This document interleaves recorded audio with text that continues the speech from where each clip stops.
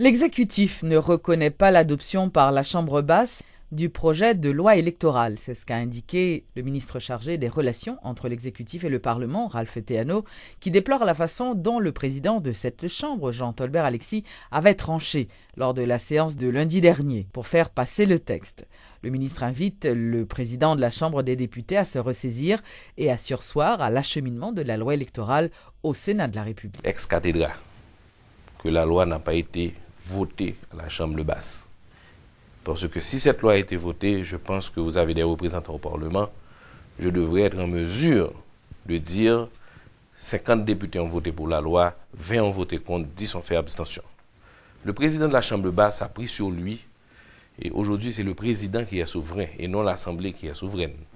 Il a pris sur lui la lourde tâche de faire passer une loi comme on lave un chiffon.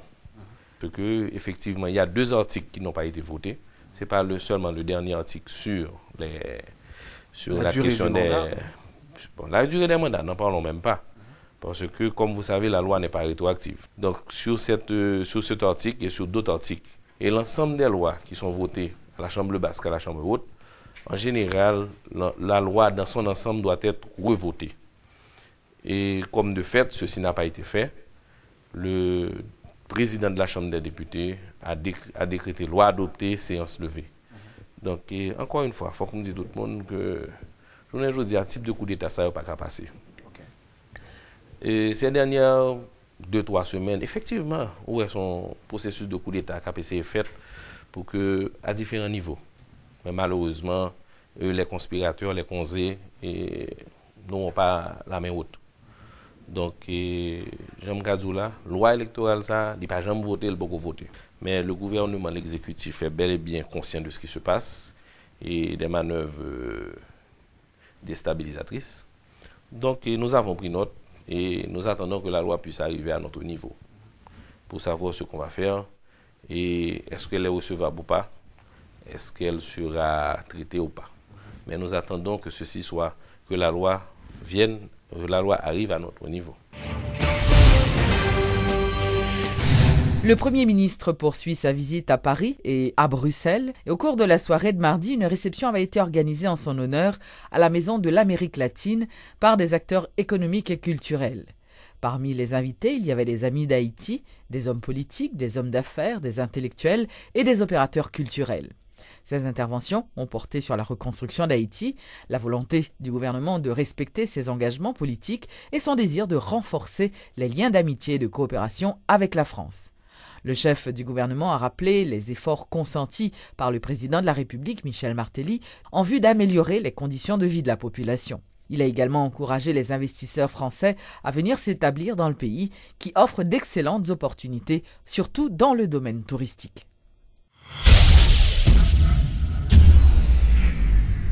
Le secrétaire général adjoint de l'Organisation des États américains, l'OEA, M. Albert Hamdin, a effectué une visite ce mardi à la maternité Isaïe Gentil, où il a remis un chèque de 40 000 $ américains aux responsables de cet hôpital pour des travaux de réparation et de réaménagement des blocs opératoires. Pour la 4e fois consécutive, le secrétaire général adjoint de l'Organisation des États américains visite la maternité Isaïe Gentil. Depuis son dernier passage il y a quelques mois, de nombreux progrès ont été réalisés, constate avec satisfaction Albert Hamdin. Et d'ici quelques semaines, ce sera le lancement des travaux de réparation de l'amphithéâtre de l'hôpital grâce à un financement de l'OEA. Un chèque de 40 000 $, soit un montant de plus d'1 million de gourdes, a été octroyé à cet effet à la direction de la maternité Isaïe Gentil. Et dans les prochaines semaines et mois, on espère que l'amphithéâtre va pouvoir être réparé afin qu'on puisse commencer la 2e phase de cet engagement, c'est-à-dire de vous apporter des équipements nécessaires et l'assistance technique aussi pour que cet amphithéâtre soit complètement opérationnel. Un engagement que salue le directeur médical de la maternité Isaïe Gentil, d'autant plus qu'il s'agissait d'une promesse de l'Organisation des États américains faite l'année dernière.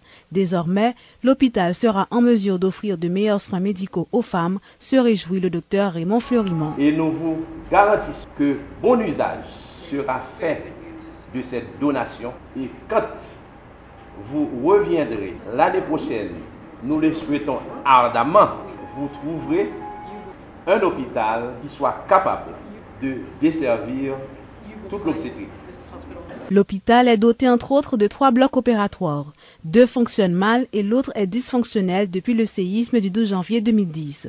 De ce fait, le don de l'OEA arrive à point nommé, a fait savoir la directrice générale du ministère de la Santé publique, le docteur Guirlaine Raymond. Nous pensons que ça, c'est à la satisfaction des résidents qui ont des maternités Isaïe Gentil et à la satisfaction aussi des médecins de service. Nous t'aimons que tout le monde qui est dans l'hôpital, ça, nous invitons pour capable sensibiliser, pour capable vraiment motiver à bailler soin à la population. Parallèlement, les responsables de la maternité n'ont recensé aucun décès dans leur service durant les 15 derniers mois, et ceci en dépit des faibles moyens dont ils disposent. L'aide de l'OEA permettra de conforter ce bilan, à n'en pas douter.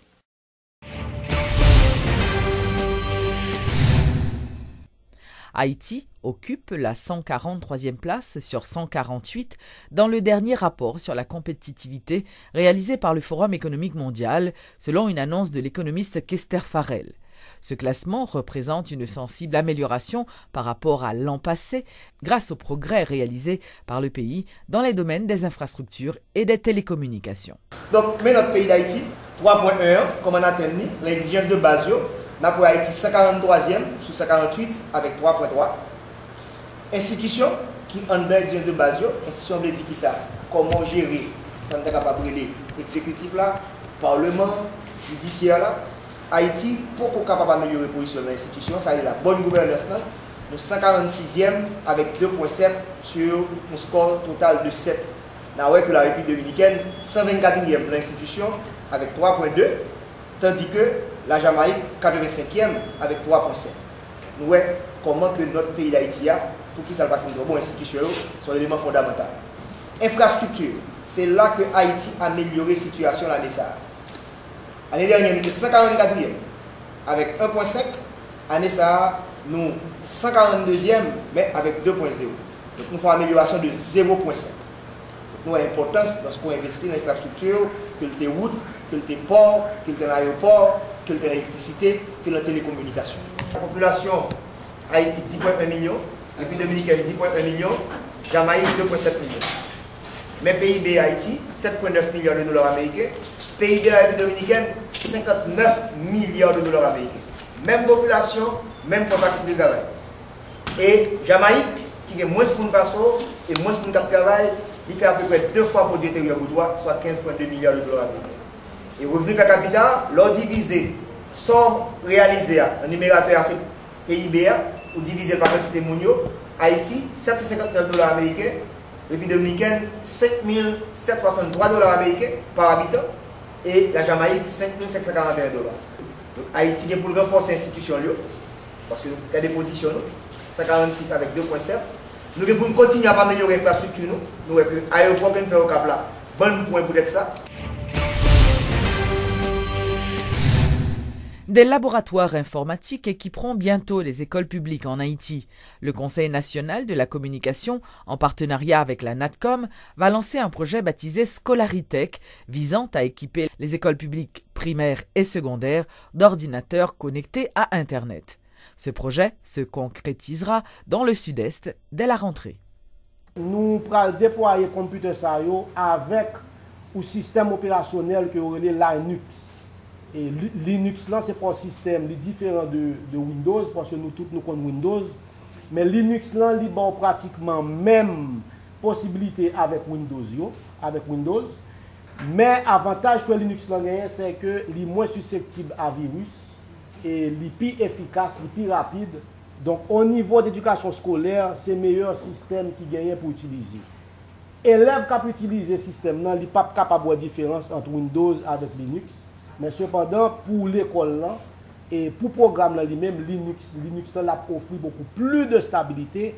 Et d'ailleurs, tout ordinateur vient avec des logiciels de base. Ça veut dire que l'élève, dès le départ, l'élève a déjà commencé habitué avec type de logiciel. En effet, la NATCOM a conclu un accord avec le gouvernement pour la fourniture de l'Internet à 1300 écoles et universités publiques du pays. Actuellement, plus de 350 écoles et 19 universités publiques jouissent de l'Internet gratuitement. Grâce à ce projet du Conatel, les lycées de Marigot, de Jacmel, de Caille-Jacmel, de Benay, de la vallée de Jacmel, de Côte-de-Fer, de Torbec sont reliés à l'Internet et rejoignent la liste des bénéficiaires de la politique sociale de l'ANACOM. Il faut remercier le Conatel. En sport, le trophée de la Coupe du monde de football sera en Haïti en octobre prochain dans le cadre des activités précédant l'organisation de la Coupe du monde 2014 au Brésil. Cette tournée du trophée est une initiative de Coca-Cola. Vous l'avez toujours admiré sur votre petit écran? Vous aurez la possibilité de le toucher physiquement. En effet, l'actuel trophée de la Coupe du monde sera bel et bien en Haïti les 26 et 27 octobre prochains dans le cadre d'une tournée de 89 pays à travers les 5 continents. Une initiative de la firme Coca-Cola de concert avec la FIFA qui vise à permettre à plus d'1 million de personnes, notamment les fans du football, de voir de près le prix le plus important de ce sport. Patricia Manon est la directrice de marketing de Coca-Cola pour Haïti. Ouais, coupe ça, la présence de pour là, c'est pas une expérience mémorable. Et une manière qui est vraiment extravagante, extraordinaire que Coca-Cola avec FIFA pour présenter coupe ça. Et ceci inclut une innovation extraordinaire et c'est la première fois que ça a fait dans le cadre d'événements ça. C'est un événement historique pour Haïti, se réjouit le président de la Fédération haïtienne de football, Yves Jambard. D'ailleurs, cela fait déjà quelques années que le pays voulait accueillir ce trophée tant convoité. Le mois prochain, les Haïtiens seront gâtés.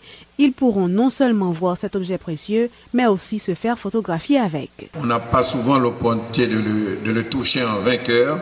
Mais certainement, c'est un monument, c'est un trophée, certainement le plus important sur la terre du football. Bien évidemment, c'est au cours d'un match de football au stade Silvio XIV que le trophée sera dévoilé au grand public. Mais pour avoir accès à cette activité, des conditions s'imposent, explique le directeur de la brasserie La Couronne, Pierre-Marie Dalzan. Nos clients doivent recueillir un bouchon de Coca-Cola en dessous duquel est marqué le mot « trophy ». Ce bouchon va être échangé contre un billet qui va donner accès à ses clients au gymnasium Vincent le 26 octobre. Pour le match de foot du 27 octobre, les clients doivent ramener 3 bouchons dans lesquels est inscrit le mot football et ces 3 bouchons seront échangés contre un billet qui vont leur donner accès au stade Silvio XIV le 27. Ce trophée en or massif 18 carats mesure près de 37 cm de hauteur et pèse plus de 6 kg. Pour l'heure, la coupe tant convoitée se trouve au Brésil. Le mois prochain, il sera en Jamaïque. Après avoir séjourné en Haïti pendant 2 jours et parcouru 89 pays en 9 mois, le trophée retournera au Brésil juste avant le coup d'envoi officiel de la Coupe du monde.